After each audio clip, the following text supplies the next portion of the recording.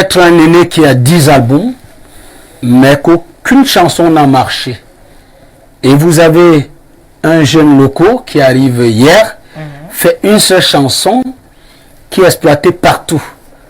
Avec vos 10 albums, vous n'aurez rien. Mais avec une seule chanson, il va tout rafler.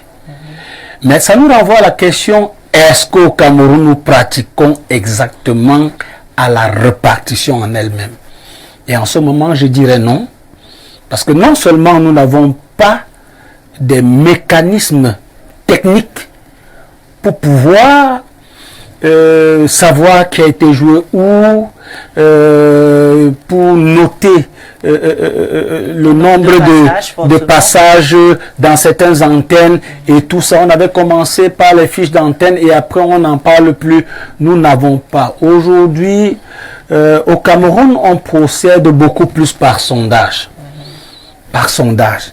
Et même par sondage, on se retrouve dans une situation catabrandesque où les gens font les répartitions à tête chercheuse, la distribution et non la répartition. Je crois que on va entrer en elle-même pour comprendre si notre société de gestion collective fonctionne selon les normes ou alors c'est de la distribution ou le copinage.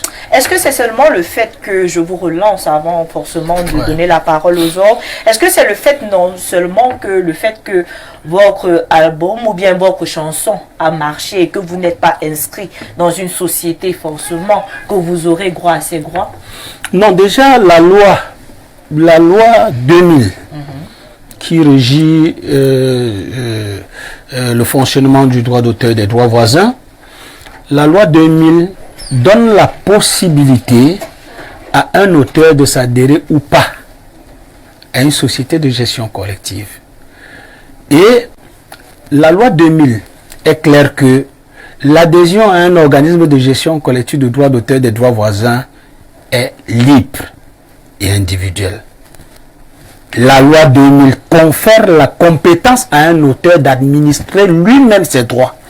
C'est-à-dire que quelqu'un peut décider aujourd'hui n'appartenir à aucune société de gestion collective, mais décider de saisir toute une équipe d'avocats, d'huissiers et sommet tous les usagers qui exploitent ces œuvres. Mais c'est que de cette manière, il est très difficile. Vous allez arriver chez un usager, il va même dire qu'il n'a jamais joué votre œuvre et tout. Donc, au Cameroun, nous avons des sociétés de gestion collective. Si vous êtes adhéré dans une société de gestion collective, en principe, on collecte vos droits et on vous le reverse. Maintenant, si vous n'êtes pas adhéré à un organisme de gestion collective de droits d'auteur et des droits voisins, ça ne leur donne pas le droit de bouffer votre argent. Lors des répartitions, s'il y a, je prends un exemple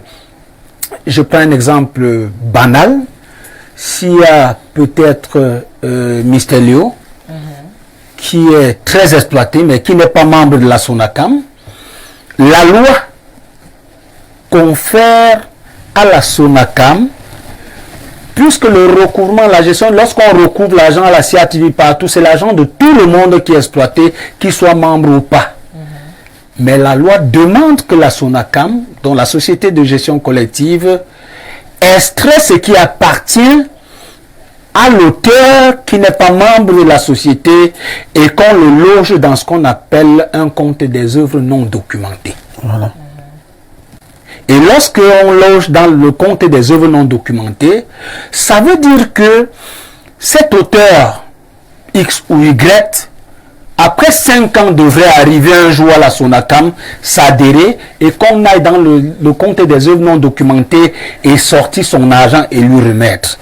Maintenant, la question qu'on se pose, et on va y arriver, est-ce que cette manière, cette norme-là est administrée par les dirigeants de nos organismes de gestion collective de droits d'auteur et des droits voisins? On y arrivera.